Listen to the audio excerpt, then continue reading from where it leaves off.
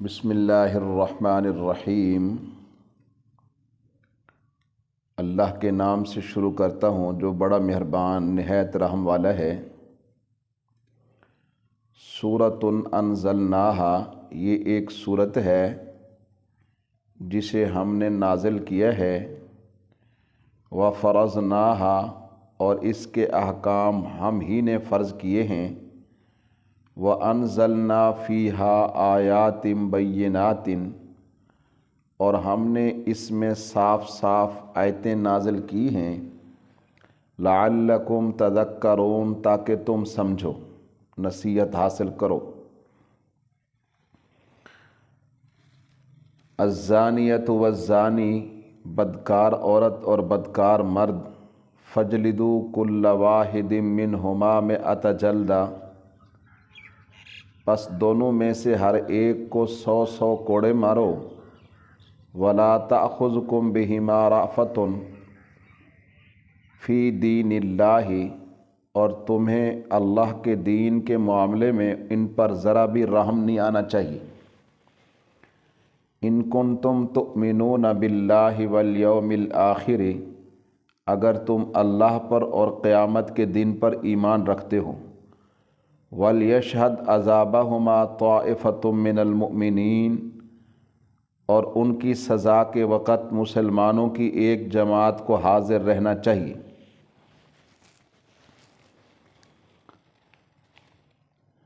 اللہ تعالیٰ کے اس قانون کو سمجھنے کے لیے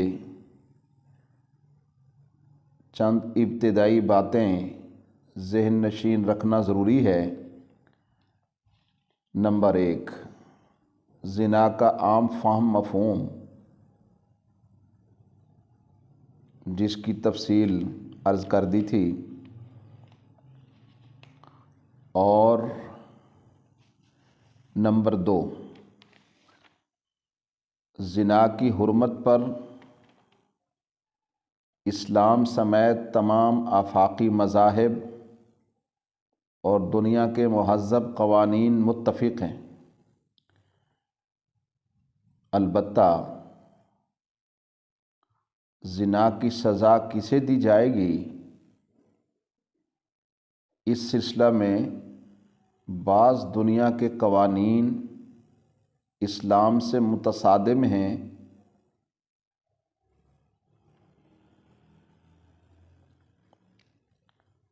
تاہم وہ عقلی لحاظ سے ناقص ہیں۔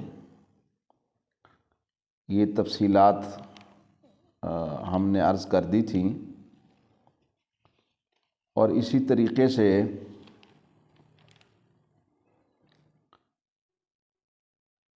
اسلام انسانی معاشرے کو زنا کے خطرے سے بچانے کے لیے صرف سزا پر انحصار نہیں کرتا، بلکہ اسلام اس سلسلہ میں وسیع پیمانے پر اصلاحی اور انسدادی تدابیر بھی استعمال کرتا ہے، اور یہ سزا محض ایک آخری چارہ کار کے طور پر تجویز کی گئی۔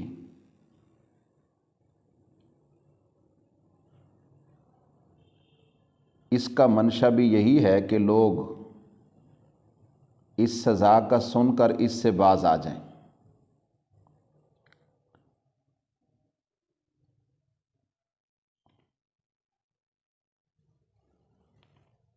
اور اسی طرح اس قانون کی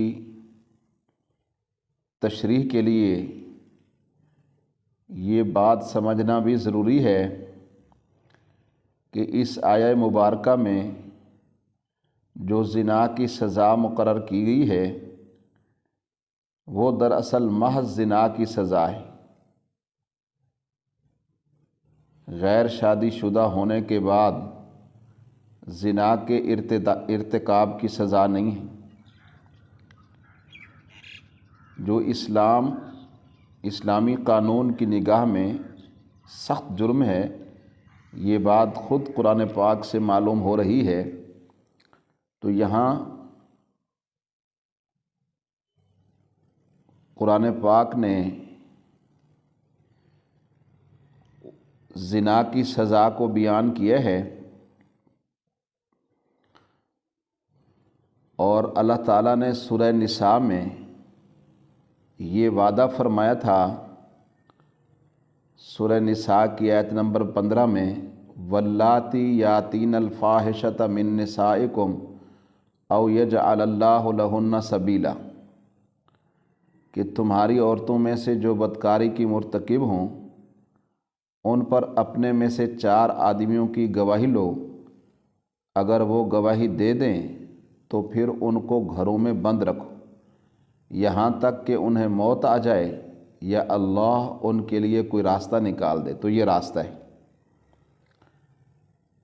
اور اللہ تعالیٰ نے یہ بھی فرمایا، من لم یستطع منکم طولا ان ینکح المحصنات فمما ملکت ایمانکم من فتیاتکم المؤمنات، کہ تم میں سے جو لوگ نکاح کی طاقت نہ رکھتے ہوں وہ مومنوں میں سے محصنات یعنی پاک دامنوں کے ساتھ نکاح کریں۔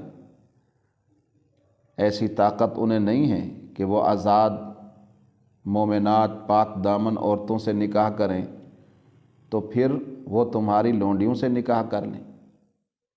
پھر اگر وہ لونڈیاں شادی شدہ ہو جانے کے بعد کسی بد چلنی کی مرتکب ہوں تو ان پر اس آزاد عورت کی سزا کی بنسبت آدھی سزا ہے، جو محصنات کو ایسے جرم پر دی جاتی ہے اس سے آدھی سزا۔ تو ان آیات میں یہ بتلایا گیا ہے کہ زانیہ عورتیں جن کو سر دست قید کرنے کا حکم دیا جا رہا ہے سورہ نساء میں، ان کے لیے اللہ تعالیٰ بعد میں کوئی سبیل پیدا کرے گا۔ تو اس سے معلوم ہوا سورہ نور کا یہ دوسرا حکم وہی چیز ہے جس کا وعدہ سورہ نساء میں کیا گیا، اور دوسری آیت میں بھی شادی شدہ لونڈی کے ارتکاب کی سزا، ارتکاب زنا کی سزا کا بیان ہے۔ تو یہاں ایک ہی آیت، ایک ہی سلسلہ بیان میں 2 جگہ محصنات کا لفظ ہے، تو لا محالہ یہی ماننا پڑے گا دونوں جگہ اس کے ایک ہی معنی ہیں۔ اب دیکھیے یہ فرمایا جا رہا ہے کہ جو لوگ پاک دامن آزاد عورتوں سے نکاح کی طاقت نہ رکھتے ہوں، ظاہر ہے کہ اس سے مراد شادی شدہ عورت نہیں ہو سکتی، بلکہ ایک آزاد خاندان کی بغیر شادی شدہ عورت ہی ہو سکتی۔ پھر اختتام میں فرمایا کہ لونڈی منکوحہ ہونے کے بعد اگر زنا کرے تو اس کو اس سزا سے آدھی سزا دی جائے جو محصنات کو اس جرم پر ملنی چاہیے۔ تو عبارت یہ بتلاتی ہے کہ محصنات کے وہی معنی ہیں یہاں بھی جو پہلے والی آیت میں ہیں، یعنی شادی شدہ عورت نہیں بلکہ آزاد خاندان کی پاک دامن بغیر شادی والی عورت۔ سورہ نساء کی یہ دونوں آیتیں مل کر اس بات کی طرف اشارہ کر رہی ہیں کہ سورہ نور کا یہ حکم جس کا وعدہ کیا گیا تھا غیر شادی شدہ لوگوں کے ارتکاب زنا کی سزا کو بیان کر رہا ہے۔ باقی یہ مسئلہ کہ شادی شدہ کہ زنا کی سزا کیا ہے، تو قرآن مجید نے اس کو نہیں بتلایا، بلکہ ایک منسوخ آیت میں نے کہا تلاوتاً جو ہے اس کے اندر یہ آیا ہے۔ باقی اس کا تفصیلی علم ہمیں حدیث سے حاصل ہوتا ہے، بکثرت سندن صحیح اور معتبر روایات سے یہ بات ثابت ہے کہ نبی کریم صلی اللہ علیہ وسلم نے نہ صرف قولاً اس سزا، یہ اس شادی شدہ شخص کے زنا کرنے کی سزا کو بیان فرمایا ہے، وہ ہے سنگساری یعنی رجم کی سزا۔ یہ نہ صرف قولاً آپ نے بیان فرمائی سنگساری کی سزا، بلکہ عملاً بھی بہت سے یعنی مقدمات میں یہی سزا نافذ بھی کی ہے۔ پھر آپ کے بعد خلفائے اربعہ، خلفائے راشدین نے اپنے اپنے دور میں یہی سزا نافذ کی ہے، یعنی رجم کی، سنگساری کی، شادی شدہ کے لیے، محصنہ کے لیے، محسن کے لیے، اور اس کے قانونی سزا ہونے کا گویا کہ عملاً بار بار اعلان کیا گیا ہے۔ صحابہ کرام، تابعین میں یہ مسئلہ بالکل اتفاقی تھا، کسی ایک شخص کا کوئی ایک قول ایسا نہیں ہے جس سے یہ نتیجہ نکالا جا سکے کہ پہلے زمانے میں شروع اسلام میں کسی کو بھی سنگساری والی سزا کے بارے میں کوئی شک ہو۔ پھر ان حضرات کے بعد تمام زمانوں اور ملکوں کے فقہائے اسلام اس بات پر متفق رہے ہیں کہ رجم کی سزا ایک سنت ثابتہ ہے، کیونکہ اس کے صحیح ہونے کے اتنے متواتر اور قوی ثبوت موجود ہیں کہ جن کے ہوتے ہوئے کوئی صاحب علم اس سے انکار نہیں کر سکتا۔ امت کی پوری تاریخ میں علاوہ بعض خوارج اور بعض معتزلہ کے کسی نے بھی رجم کی سزا کا انکار نہیں کیا۔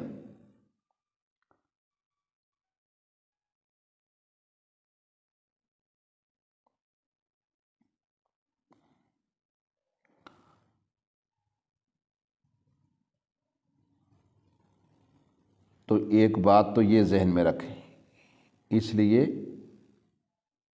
اس رجم کی سزا کو شادی شدہ کے لیے غیر شرعی کہنے کا کوئی جواز نہیں ہے۔ اور اسی طرح زنا کی قانونی تعریف میں فقہا کے درمیان اختلاف ہے۔ حنفیہ اس کی تعریف یہ کرتے ہیں، احناف، کہ ایک مرد کا کسی عورت سے قبول میں، یعنی اگلے حصے میں مباشرت کرنا، جو نہ تو اس کے نکاح یا ملک یمین میں ہو، نہ اس امر کے شبہ کی کوئی معقول وجہ ہو کہ اس نے منکوحہ یا مملوکہ سمجھتے ہوئے اس سے مباشرت کی۔ حنفیہ کے نزدیک زنا کی تعریف یہ ہے کہ ایک مرد کا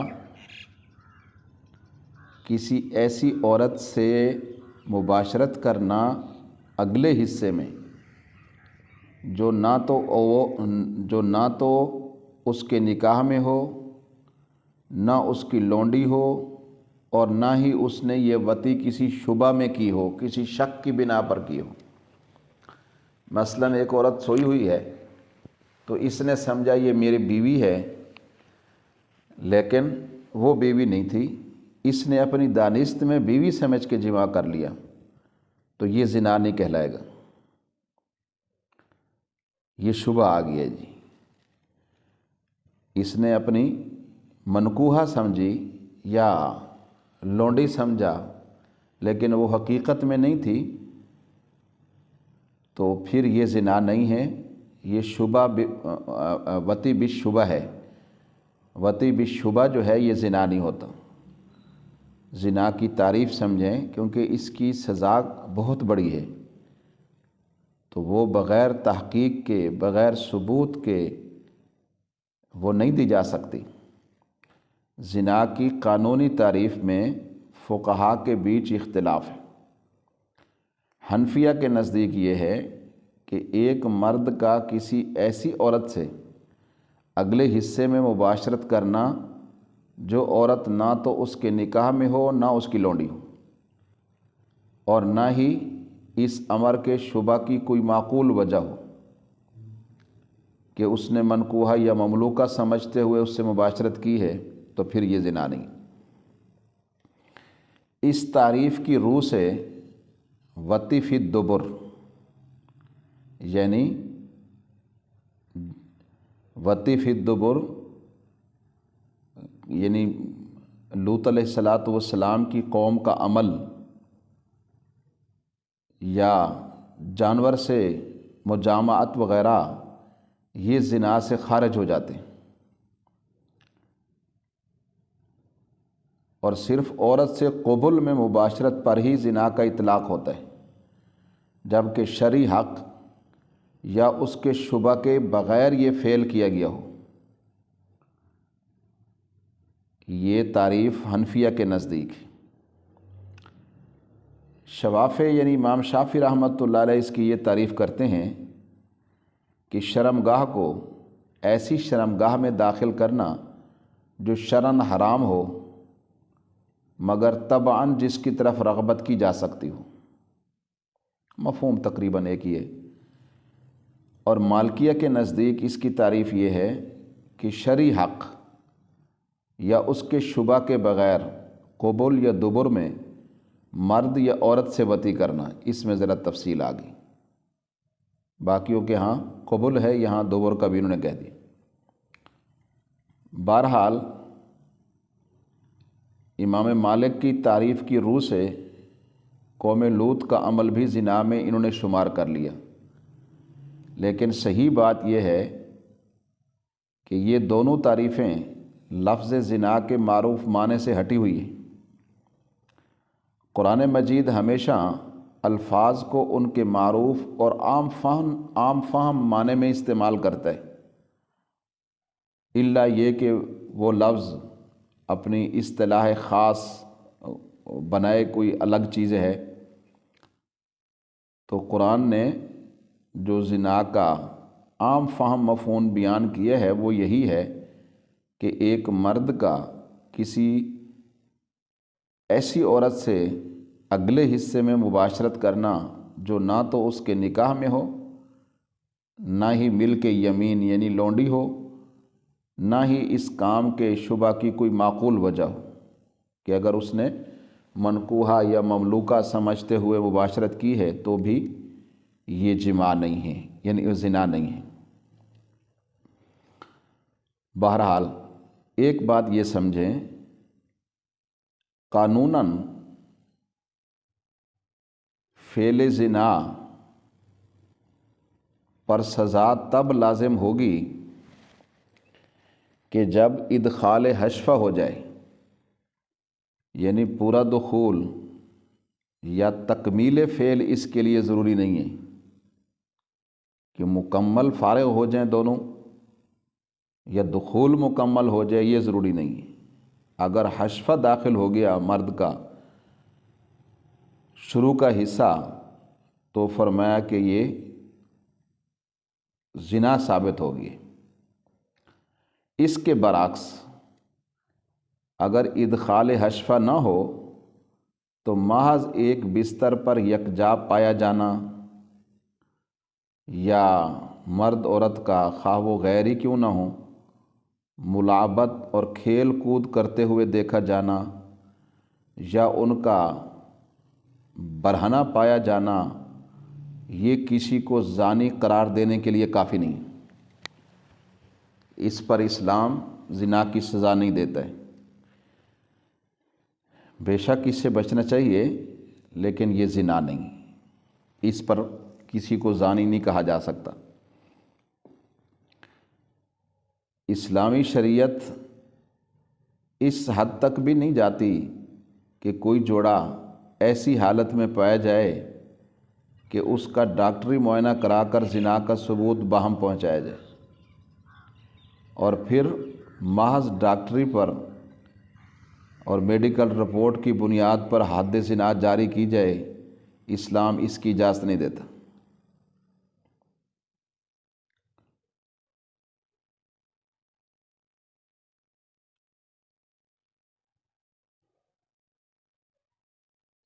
تو اگر کوئی زنا سے ورے اس کے علاوہ باہم کھیل کود یا اس طرح کی برہنہ حالت میں پایا گیا ہے تو اس کے لیے اگر زیادہ سے زیادہ کوئی سزا دے قاضی یا اسلامی حکومت تو 10 کوڑوں سے زیادہ نہیں ہو سکتی، لیکن اللہ کی مقرر کردہ حدود کے سوا کسی اور جرم میں 10 کوڑوں سے زیادہ سزا میں نہ مارے جائیں۔ یہ بخاری اور مسلم میں ہے۔ اور اگر کوئی شخص پکڑا نہیں گیا، زنا بے شک اس نے کیا ہے لیکن 4 گواہ نہیں ہیں، 1 2 3 لوگوں کے پکڑنے کا کوئی اعتبار نہیں، 4 گواہ نہیں ہیں، پکڑا نہیں گیا، اس نے زنا کیے ہے، 1 دفعہ کیے، 2 دفعہ کیے، 3 دفعہ کیے، ساری زندگی کیے، پھر وہ خود نادم ہو کر اپنی غلطی کا اعتراف کرے تو اس کے لیے صرف توبہ کی تلقین کافی ہے،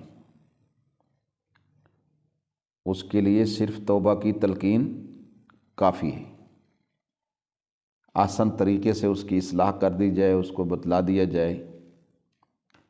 حضرت عبداللہ ابن مسعود رضی اللہ تعالیٰ عنہ کی روایت ہے، میں یہ عرض کر رہا ہوں کہ یہ سزا دینے کے لیے پہلے چند باتیں سمجھنا ضروری ہے۔ وہ اس لیے ضروری ہیں کہ یہ سزا بہت بڑی ہے، جب تک یہ باتیں ذہن نشین نہیں ہوں گی اس وقت تک اللہ کا یہ قانون زنا کی سزا والا سمجھ میں نہیں آئے گا۔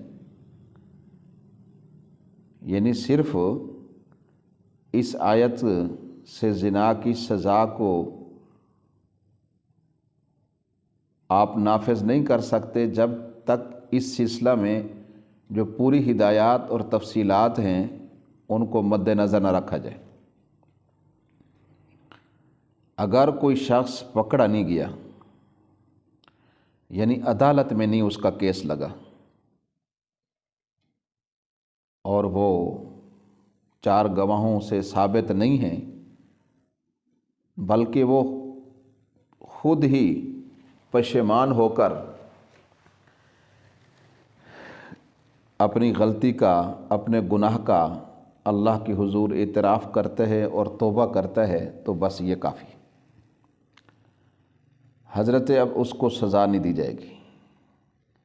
حضرت عبداللہ ابن مسعود کی روایت ہے کہ ایک شخص نے حاضر ہو کر عرض کیا کہ نبی کریم صلی اللہ علیہ وسلم کے پاس کہ شہر کے بحر میں ایک عورت سے سب کچھ کر گزرا بجز جما کے، اب اے نبی کریم صلی اللہ علیہ وسلم آپ جو چاہیں مجھے سزا دیں۔ تو حضرت عمر رضی اللہ تعالی عنہ نے فرمایا کہ اے اللہ کے بندے، جب خدا نے پردہ ڈال دیا تھا تو بھی پردہ ہی پڑا رہنے دیتا۔ نبی کریم صلی اللہ علیہ وسلم خاموش رہے، وہ شخص چلا گیا اور نماز کا وقت تھا، اس نے نماز بھی آپ کے ساتھ پڑھی اور نماز کے بعد یہ بات ہوئی۔ آپ نے پھر اس کو واپس بلایا اور یہ آیت پڑھی،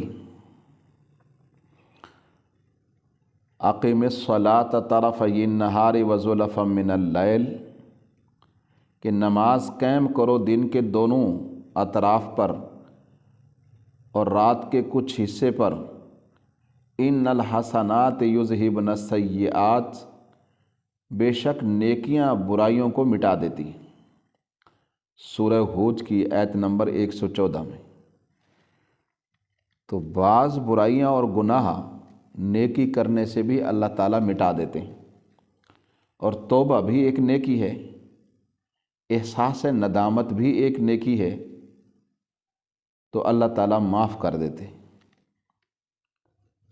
بعض اوقات گناہ کرتے ہوئے بھی انسان ندامت میں ڈوبا ہوتا ہے تو اللہ تعالیٰ معاف کر دیتے ہیں۔ ایک شخص نے پوچھا کہ حضرت کیا یہ ان الحسنات یذہبن السیئات کہ نیکیاں برائیوں کو دور کر دیتی ہیں، یہ اسی کے لیے خاص ہے یا سب کے لیے؟ نبی علیہ السلام نے فرمایا نہیں، یہ سب کے لیے ہے۔ یہ روایت مسلم میں، ترمذی میں، ابو داؤد میں، نسائی میں موجود ہے۔ یہی نہیں بلکہ شریعت اس کو بھی جائز نہیں رکھتی کہ کوئی شخص اگر جرم کی تصریح کے بغیر اپنے مجرم ہونے کا اعتراف کرے تو کھوج لگا کر اس سے پوچھا جائے کہ تو نے کون سا جرم کیے۔ مثلاً ایک شخص آتا ہے، وہ کہتے جی میں نے زنا کیا، عدالت میں کہتے خود ہی کہتے کوئی گواہ نہیں، تب بھی اس کو سزا نہیں دی جائے گی جب تک کہ تحقیق پوری نہیں کی جائے گی۔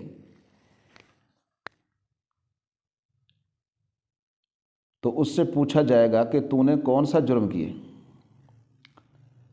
نبی کریم صلی اللہ علیہ وسلم کی خدمت میں ایک شخص نے حاضر ہو کر عرض کیا، یا رسول اللہ صلی اللہ علیہ وسلم، میں حد کا مستحق ہو گیا ہوں، مجھ پر حد جاری فرمائیے۔ مگر نبی کریم صلی اللہ علیہ وسلم نے اس سے نہیں پوچھا کہ تو کس حد کا مستحق ہوا ہے۔ پھر نماز سے فارغ ہو کر وہ شخص پھر اٹھا اور کہنے لگا کہ میں مجرم ہوں، مجھے سزا دیجیے۔ نبی علیہ السلام نے فرمایا کیا تو نے ابھی ہمارے ساتھ نماز نہیں پڑھی؟ اس نے کہا جی میں نے پڑھی۔ ٹھیک ہے جی، تو بس اللہ تعالیٰ نے آپ نے فرمایا تیری غلطی معاف کر دی، تو مزید کسی تحقیق تفتیش میں نہیں پڑنا چاہیے۔ کوئی شخص آ کر کہتے ہیں مجھ سے یہ گناہ ہوا، یہ ہوا، وہ ہوا، تو قاضی کو بھی چاہیے کہ اس سے درگزر کرے، اس پر پردہ ڈالے اور اسے تسلی دے کہ تو نے چلو گناہ کیے تو نیکیاں بھی تو ہوتی ہیں انسان کی، تو اس کو آپ صلی اللہ علیہ وسلم نے فرمایا اللہ نے تیرا قصور معاف کر دیا۔ اسی طرح یہ بات بھی ذہن میں رکھیں کہ کسی شخص مرد یا عورت کو مجرم قرار دینے کے لیے صرف یہ کافی نہیں ہے کہ اس سے فعل زنا صادر ہوا ہے، بلکہ اس کے لیے مجرم میں کچھ شرطیں بھی پائی جانی چاہیے۔ یہ شرطیں محض زنا کے معاملے میں اور ہیں اور شادی کے بعد زنا ہو جانے کے معاملے میں اور ہیں، یہ فرق ہے۔ زنا محض کے معاملے میں شرط یہ ہے کہ مجرم عاقل ہو، بالغ ہو۔ اگر کسی مجنون یا کسی بچے سے یہ فعل سرزد ہوا ہے تو وہ حد زنا کا مستحق نہیں ہے، عاقل اور بالغ۔ اور شادی شدہ ہو جانے کے بعد زنا ہو جائے تو اس میں عقل اور بالغ ہونے کے علاوہ مزید چند شرطیں ہیں۔ پہلی شرط یہ ہے کہ مجرم آزاد ہو۔ اس شرط پر سب کا اتفاق ہے، کیونکہ خود قرآن اشارہ کرتا ہے کہ غلام کو رجم کی سزا نہیں دی جائے گی۔ دوسری شرط یہ ہے کہ مجرم باقاعدہ شادی شدہ ہو، یہ شرط بھی اتفاقی ہے۔ اس شرط کی روح سے کوئی ایسا شخص جو مل کے یمین کی بنا پر مباشرت کر چکا ہو، یعنی لونڈی سے، یا اس کا نکاح کسی فاسد طریقے سے ہوا تو اس کو شادی شدہ قرار نہیں دیا جائے گا۔ یعنی اس سے اگر زنا کا صدور ہو تو اس کو رجم کی نہیں بلکہ کوڑوں کی سزا ہوگی۔ پھر سمجھیں، دوسری شرط یہ ہے شادی شدہ کو رجم کی سزا کے لیے کہ وہ باقاعدہ شادی شدہ ہو۔ اگر وہ مل کے یمین میں یعنی لونڈی کے ساتھ مباشرت کر چکا ہے تو اس کو شادی شدہ نہیں کہا جائے گا، یہ آزاد عورت سے اس نے نکاح نہیں کیا ابھی۔ بے شک یہ جماع کر چکا ہے، اپنی لونڈی میں کر چکا ہے، لیکن شرعی لحاظ سے ابھی یہ شادی شدہ نہیں ہے، کیونکہ لونڈی سے جماع اور چیز ہے اور بیوی سے جماع اور چیز ہے۔ بے شک لونڈی سے جماع بھی جائز ہے، لیکن اس کی بنیاد پر اس کو شادی شدہ قرار نہیں دیا جائے گا۔ اور اسی طرح کسی کا نکاح فاسد طریقے سے ہوا، شرعی طریقے سے نہیں ہوا ہے، بے شک یہ شادی شدہ تو ہے لیکن فاسد طریقے سے شادی شدہ ہے، تو اس کو بھی حقیقی شادی شدہ قرار نہیں دیا جائے گا۔ تو اس شخص سے اگر زنا صادر ہو گیا ہے تو اس کو رجم کی نہیں بلکہ کوڑوں کی سزا دی جائے گی۔ تیسری شرط یہ ہے کہ اس کا نکاح ہی نہ ہو، محض یعنی صرف نکاح ہی کافی نہیں بلکہ نکاح کے بعد خلوت صحیحہ بھی ہو چکی ہو۔ بعض لوگ ہوتے ہیں ان کا نکاح تو ہو چکا ہوتا ہے لیکن رخصتی نہیں ہوتی، خلوت صحیحہ کہتے ہیں رخصتی کے بعد جماع کا موقع مل جانا اپنی منکوحہ سے۔ صرف عقد نکاح کسی مرد کو شادی شدہ یا صرف عقد نکاح کسی عورت کو شادی شدہ نہیں بنا دیتا۔ زنا کے ارتکاب کی صورت میں اس کو رجم کیا جائے ایسا نہیں ہوتا۔ تو اس شرط پر اکثر فقہاء تو متفق ہیں، مگر امام ابو حنیفہ اور امام محمد اس میں اتنا اضافہ اور کرتے ہیں کہ ایک مرد یا ایک عورت کو شادی شدہ صرف اسی صورت میں قرار دیا جائے گا جب کہ نکاح اور خلوت صحیحہ کے وقت زوجین آزاد، بالغ اور عاقل ہوں۔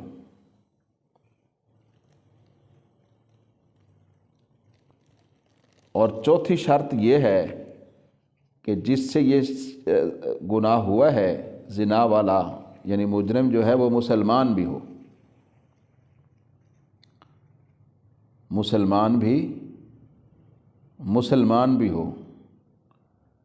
تو بہرحال یہ وہ شرطیں ہیں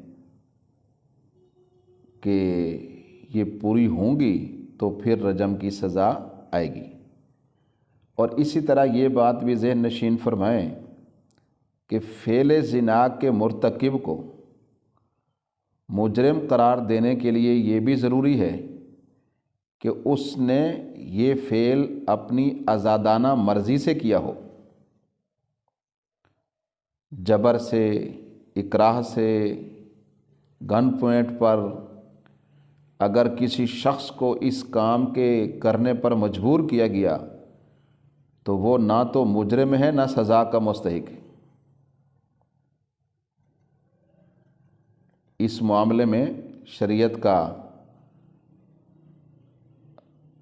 صرف یہ عام قاعدہ ہی منطبق نہیں ہوتا کہ آدمی جبراً کرائے ہوئے کاموں کی ذمہ داری سے بری ہے، بلکہ آگے چل کر اسی صورت میں خود قرآن کریم ان عورتوں کی معافی کا اعلان کرتا ہے جن کو زنا پر مجبور کیا گیا ہے۔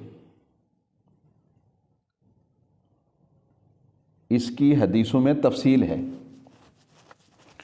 بہت سی حدیثوں میں وضاحت ہے کہ جبراً زنا کی صورت میں جو جبر کرے گا اس کو سزا ملے گی، زانی کرے یا زانیہ کرے۔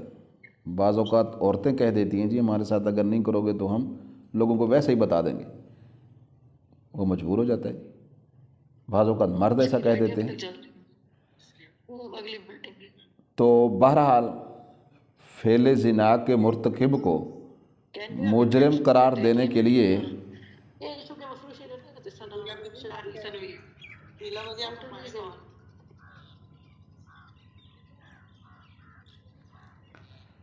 یہ ضروری ہے کہ اس نے اپنی آزادانہ مرضی سے یہ کام کیا ہو۔ جبر سے، اکراہ سے اگر کسی شخص کو اس فعل کے ارتکاب پر مجبور کیا گیا، خواہ وہ مرد ہو یا عورت، نہ تو وہ پھر مجرم ہے نہ اس سزا کا وہ مستحق ہے۔ ترمذی ابو داؤد شریف کی روایت میں آتا ہے کہ ایک عورت اندھیرے میں نماز کے لیے نکلی، راستے میں ایک شخص نے اس کو گرا لیا اور زبردستی اس سے مباشرت کر دی، زنا کر لیا۔ تو خیر اس عورت کے شور مچانے پر وہ کافی لوگ آ گئے اور زانی موقع پہ پکڑا گیا۔ نبی کریم صلی اللہ علیہ وسلم نے اس شخص کو تو رجم کرا دیا اور عورت کو چھوڑ دیا، اس لیے کہ اس پر جبر ہوئے۔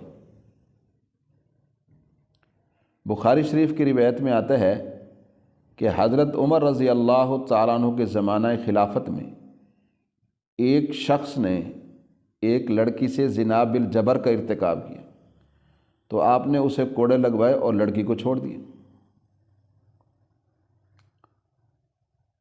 تو آیا مرد کے معاملے میں جبر و اکراہ معتبر ہے یا نہیں؟ یعنی اگر عورت کیا کر لیتی ہے جی، مرد پر جبر کر لیتی ہے، تو کیا مرد کو بھی چھوڑ دیا جائے گا یا نہیں چھوڑا جائے گا؟ امام ابو یوسف، امام محمد، امام شافعی اور امام حسن بن صالح یہ کہتے ہیں کہ مرد بھی اگر زنا کرنے پر مجبور کیا گیا ہو تو اس کو بھی معاف کیا جائے گا۔ امام ابو حنیفہ رحمۃ اللہ علیہ یہ کہتے ہیں کہ اگر حکومت یا اس کے کسی حاکم نے آدمی کو زنا پر مجبور کیا ہے، بعض عورتیں افسر ہوتی ہیں دفتر کی، وہ مجبور کر دیتی ہیں، تو پھر تو سزا نہیں دی جائے گی، کیونکہ جب خود ہی حکومت مجبور کرے تو وہ اس کو سزا دینے کا اختیار نہیں۔ بہرحال امام ظفر یہ کہتے ہیں کہ مرد کو معاف نہیں کیا جائے گا، کیونکہ وہ کہتے ہیں کہ مرد کے عضو کا انتشار وہ مرد کے ارادے کے بغیر نہیں ہو سکتا جی، لیکن یہ بات ان کی صحیح نہیں ہے، یہ تو نیند میں ہو جاتا ہے، اس وقت تو انسان کا نہ نیت ہوتی نہ ارادہ ہوتا ہے، نہ انسان مکلف ہوتا ہے، یہ امام ظفر کی بات ٹھیک نہیں۔ تو ان تینوں باتوں میں سب سے یعنی تینوں قولوں میں پہلا قول امام ابو یوسف اور امام محمد امام شافعی کا وہ زیادہ صحیح ہے کہ مرد بھی اگر زنا کرنے پر مجبور کیا گیا ہو تو معاف کیا جائے گا۔ یہ قول زیادہ صحیح اس لیے ہے کہ آپ فرض کریں ایک ظالم کسی شریف آدمی کو زبردستی پکڑ کر قید کر دیتے ہیں، کوئی بھی حاکم ظالم، اور اس شریف آدمی کے ساتھ ایک جوان خوبصورت عورت کو بھی برہنہ کر کے ایک ہی کمرے میں بند رکھتا ہے اور اسے اس وقت تک رہا نہیں کرتا جب تک کہ وہ زنا کا مرتکب نہ ہو جائے۔ اس حالت میں اگر یہ دونوں زنا کے مرتکب ہو جائیں اور وہ ظالم اس کے 4 گواہ بنا کر انہیں عدالت میں پیش کر دے تو آپ بتائیں کیا یہ انصاف ہوگا؟ ان کے حالات کو نظر انداز کر کے انہیں سنسار کر دیا جائے یا ان پر کوڑے برسائے جائیں تو کیا یہ انصاف ہوگا؟ قطعاً نہیں ہوگا۔ یہ اس طرح کے حالات عقلاً یا عادتاً ممکن ہیں جن میں شہوت لاحق ہو سکتی ہے کہ اس میں یعنی انسان کی رضا بھی نہیں ہوتی، رغبت بھی نہیں ہوتی، پھر بھی شہوت آ جاتی، نہیں چاہتا وہ لیکن ہو جاتا ہے۔ تو یہ نہیں ہو سکتا ہے کہ اگر وہ مجبور کیے جائیں مرد ہو یا عورت تو ان کو سزا دی جائے۔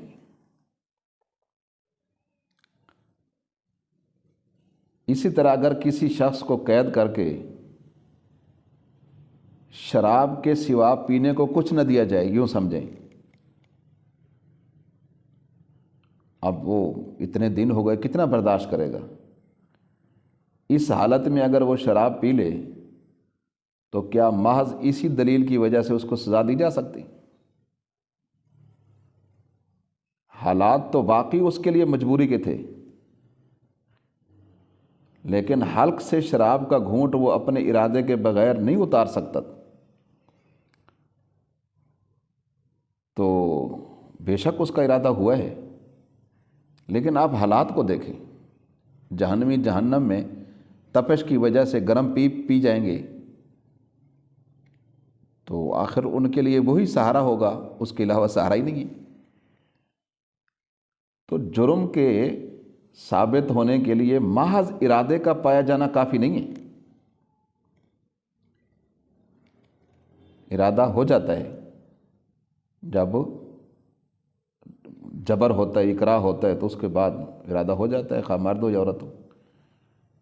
بلکہ جرم کے ثبوت کے لیے آزاد ارادہ ضروری ہے، یہ سمجھیں آپ، فرق ہے۔ آزاد ارادہ وہ ضروری ہے۔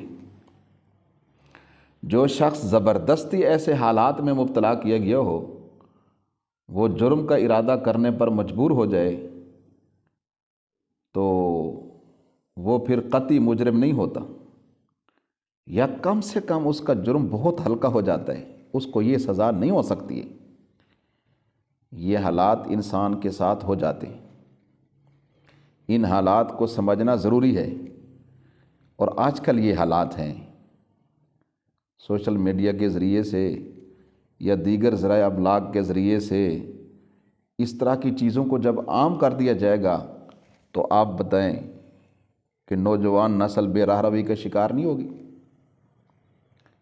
اس حوالے سے جو انسدادی تدابیر ہیں، جو اصلاحی پہلو ہیں، وہ اختیار تو کیے نہیں جا رہے، تو پھر کیا یہ ماحول رنگ لائے گا؟ یہ بات کسی سے مخفی نہیں۔ اسی طرح یہ بات بھی سمجھیں کہ اسلامی قانون حکومت، یہ جو سزا ہے، یہ سمجھیں، یہ جو اسلامی حکومت ہوگی، اس کے سوا کسی کو اختیار نہیں ہے کہ وہ زانی اور زانیہ کے خلاف کارروائی کرے۔ اسلامی حکومت، عدالت کے سوا کسی کو یہ حق نہیں ہے، اسلام یہ حق کسی کو نہیں دیتا کہ وہ اس پر سزا دے۔ اس پر تمام امت کے فقہاء کا اتفاق ہے۔ یہ جو فرمایا اللہ تعالیٰ نے فَجْلِدُوا كُلَّ وَاحِدٍ مِّنْهُمَا مِئَةَ جلدہ، کہ ان میں سے ہر ایک کو 100 کوڑے مارو، اس کے مخاطب عوام نہیں ہیں، بلکہ اس کے مخاطب حکومت کے حاکم اور قاضی ہیں۔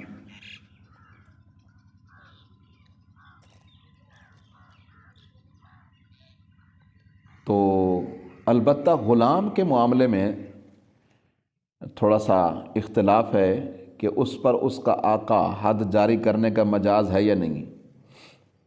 احناف کے نزدیک، حنفی مذہب میں تمام ائمہ اس بات پر متفق ہیں، یعنی حنفی علماء، کہ آقا جو ہے اپنے غلام پر حد جاری کرنے کا مجاز نہیں ہے، بلکہ اس پر بھی حد حکومت جاری کرے گی، اسلامی حکومت۔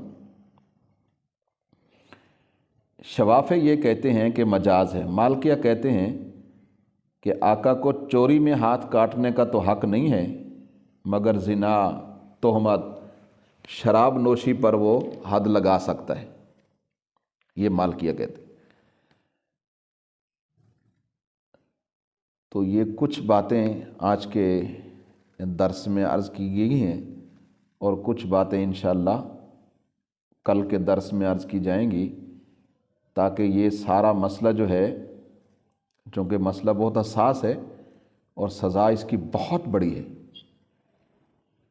تو جب تک یہ اس کے بنیادی پہلو ذہن نشین نہیں ہوں گے، اس وقت تک یہ اللہ کا قانون سمجھ میں نہیں آئے گا۔